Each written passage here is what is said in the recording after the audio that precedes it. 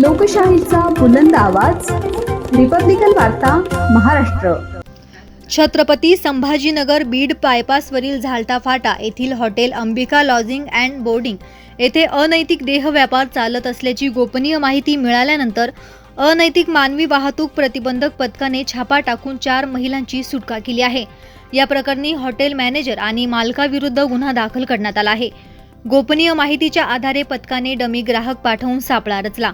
Hotel manager Subhash फकीरा राठोड वय 49 वर्ष राहणार अमराई बजाज हॉस्पिटल मागे संभाजीनगर याने 1000 रुपये घेऊन एका महिलेसोबत खोलीत पाठवले। ठरल्याप्रमाणे डमी ग्राहकाने इशारा दिल्यानंतर पोलिसांनी कारवाई करत 4 महिलांची सुटका केली आहे।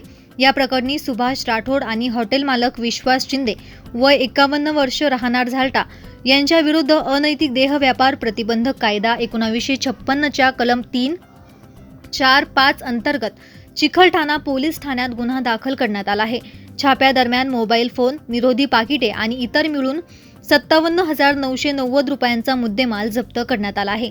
ही कारवाई ग्रामीण पोलीस अधीक्षक doctor Vinaykumar Rathod, upper police अधीक्षक अन्नपूर्णा सिंह यांच्या मार्गदर्शनाखाली उपविभागीय पोलीस अधिकारी पूजा नांगरे, सहाय्यक पोलीस निरीक्षक सरला गाडेकर, पोलीस उपनिरीक्षक स्वप्नील नरवडे, विनोद भालेराव आणि त्यांच्या सहकार्यांनी केली।